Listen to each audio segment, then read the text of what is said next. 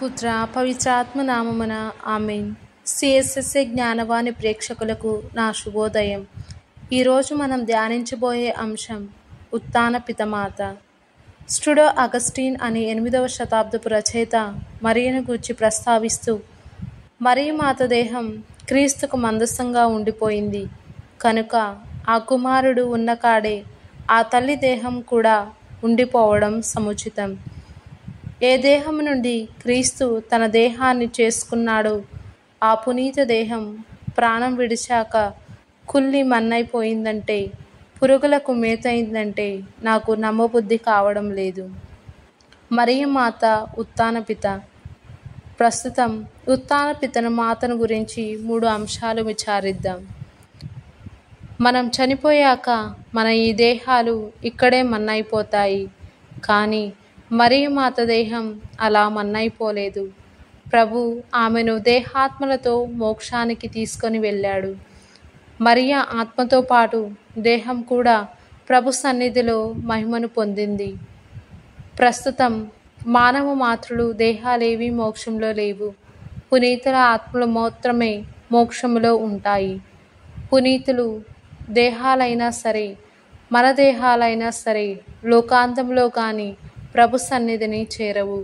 కనుక ప్రస్తుతం క్రీస్తు మినహా మోక్షంలో ఉన్న మనుష్య దేహం మరియమాతదొక్కటిదే. క్రీస్తు తనంతట తాను ఉత్థానమయ్యాడు. మరియమాత తనంతట తాను ఉత్థానం కాలేదు. ప్రభువే ఆ దేహాన్ని ఉత్థాపనం చేశాడు, అనగా లేపాడు. కనుకనే ఆమె దేహం మోక్షాన్ని చేరుకుంది. దేవుడు మరియమాత దేహాన్ని ఎందుకు ఉత్థాపనం చేసినట్లు? పాపం ద్వారా నరునికి మరణం సిద్ధించింది. మరణం చెందిన దేహాలు మన్నైపోతాయి. కానీ మరియకు పాపమంటూ లేదు. ఆమె నిష్కలంక మాత. అంచేత ఆమె దేహం పాపశిక్షగా కుళ్ళి మన్నైపోవాల్సిన అవసరం లేదు. నేరుగా మోక్షానికి వెళ్తుంది. మరి ఆమె చనిపోవడం మాత్రం దేనికి? మరియ చనిపోయింది తాను పాపాత్మురాలు కావడం వల్ల కాదు, క్రీస్తు పోలికగా ఉండడం కోసం. నరజాతికి శిరస్సైన క్రీస్తు చనిపోయాడు కనుక నరులంతా చనిపోవాల్సిన ధర్మం ఉంది. కనుక మరియ కూడా చనిపోయింది. క్రీస్తుతో పాటు మరియ కూడా మన రక్షణంలో పాల్గొంది. మన వినాశనం ఓ పురుషుడు ఓ స్త్రీ ద్వారా, అలాగే మన ఉత్తరణం ఓ పురుషుడు ఓ స్త్రీ ద్వారా. తొలి ఆదాము తొలి ఏవ తెచ్చిపెట్టిన పతనానికి రెండవ ఆదాము రెండవ ఏవ ప్రాయశ్చిత్తం చేసి ఉత్తరణం కలిగించాయి. ఇక ఈ రెండవ ఆదాము దేహం మోక్షంలో మహిమను పొందింది. అతనితో కలిసి రక్షణ రంగంలో కృషి చేసిన రెండవ ఏవ దేహం కూడా మహిమను పొందాలి. అలా పొందడమే మరియమాత ఉత్థాపనం. క్రీస్తుకు ఆ తల్లి పట్ల అపార గౌరవము, ప్రేమ ఉంటుంది. తన్ను ధరించిన ఆ పునీత దేహం కుళ్ళి పురుగులకు మేతైపోవడానికి క్రీస్తు అంగీకరిస్తాడా?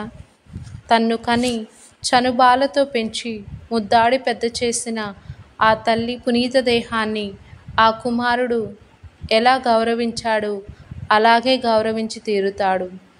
జీవవంతుడైన దేవుడు ఆమెను జీవమిచ్చి వెలుగులోనికి తీసుకువెళ్ళాడు.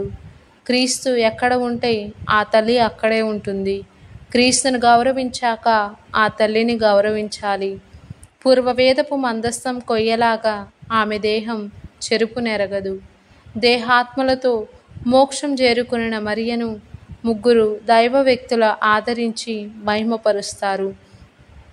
దేవునికి తల్లి అయినందుకు తగినట్లుగా, మన రక్షణంలో పాల్గొన్నందుకు తగినట్లుగా ఆ సర్వమంగళను సన్నుతిస్తారు. నీతిమంతులు ఎలాంటి మహిమను పొందుతారో మనం ఊహించనైనా ఊహించలేము అంటాడు పౌలు. జీవితమంతా పాపం విడనాడి నిర్మల జీవితం జీవించిన మరియకు ఎలాంటి మహిమ సిద్ధిస్తుందో మనం మాత్రం ఊహించగలమా? పునీతులు, కన్యలు, స్తుతియులు, వేదసాక్షులు, దేవదూతలు మొదలైన వాళ్ళందరికంటే ఆమె స్థానం గొప్పది. వాళ్ళందరికీ ఆమె రాజ్ఞి. చుక్కలన్నిటికంటే సూర్యుడెక్కువ. మోక్షవాసులందరికంటే మరియమాత ఎక్కువ. అన్ని గ్రహాలు సూర్యుని నుండి వెలుగును పొందుతాయి. ఆమె మహిమ నుండి అందరు పునీతులు మహిమను పొందుతారు. మోక్షవాసులందరూ ఎదుట దేవుని యందు సంతోషిస్తుంటారు. ఆ పిమ్మట మరియమాత యందు సంతోషిస్తారు. ఆమె మహిమ వల్ల మహిమ. ఆమె వాళ్ళందరికీ రాజ్ఞి. ఇలా మోక్షంలో క్రీస్తు సమీపంలో మరియమాత సమీపంలో సకల పునీతులు శాశ్వతంగా వసిస్తుంటారు. మరియమాత మహిమను మనం సంతోషించాలి. ఆమె మన నరజాతికి చెందిన ఓ స్త్రీ దేహాత్మలతో నేడు మోక్షంలో ఉందంటే మనకే గౌరవం. మనం మానవ జాతి కంటే మహా అలంకారం ఉత్థానపిత మాత. మరియ దేహంలాగే మన దేహము ఉత్థానమవుతుంది. క్రీస్తు ఉత్థానంలో మహిమ పాలు పొందుతుంది. ఆమెలాగే మనం కూడా పాలు పొందుదాం. ఓ రోజు ఉత్థానం అవుదాం. అందుకే శరీరం యొక్క ఉత్థానాన్ని స్తుతిస్తుంటాం అంటాం. ప్రభు మళ్ళా విజయం చేసి మన ఈ దీన శరీరాన్ని మహిమాన్విత శరీరంగా మార్చాలని కోరుకుంటాం. ఆమె రెండవ రాకడ కోసం కనిపెట్టి ఉందాం. ఇలా ఉత్థానం కోసం ఎదురు చూసే క్రైస్తవ ప్రజలకు ఉత్థానపిత మాత ఓ ధృవతారలా జారి చూపుతుంది. ఆమె మనలను తన చెంతకు పిలుచుకుంటుంది. మరియమాత దేహంలాగే మన ఈ దేహం కూడా ఉత్థానమై దేవుని ఎదుట మహిమను పొందుతుంది అన్నాం. ఈ దేహం ఓనాడు దేవుని ఎదుట నిలుస్తుంది. అలాంటి ఈ దేహాన్ని మనం పవిత్ర భావాలతో చూస్తుండాలి. ఈ దేహం జ్ఞానస్నానం ద్వారా దేవుని ఆత్మకు మందిరం అవుతుంది. తేపతేపకు క్రీస్తునే ఆహారంగా పుచ్చుకుంటుంది. కడన ఉత్థానమై ప్రభు సన్నిధిలో నిలుస్తుంది. కనుక ఈ దేహం పవిత్రమైంది. పురుషుడు దేహమైనా సరే, స్త్రీ దేహమైనా సరే, ఈ దేహం ఎప్పుడు కామభావాలతో చూడకూడదు. గౌరవ మర్యాదలతో, భక్తి ప్రపత్తులతో చూస్తుండాలి.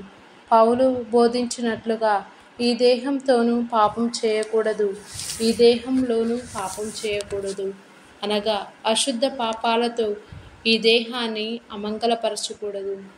ఉత్థానపిత మోక్షంలో ఉండి మనలను మర్చిపోదు. అక్కడ ఉండి మన కోసం మనవి చేస్తుంటుంది. మనలను కూడా తన చెంతకు పిలుచుకుంటుంది. మనము ఆ చోటునకు చేరాలని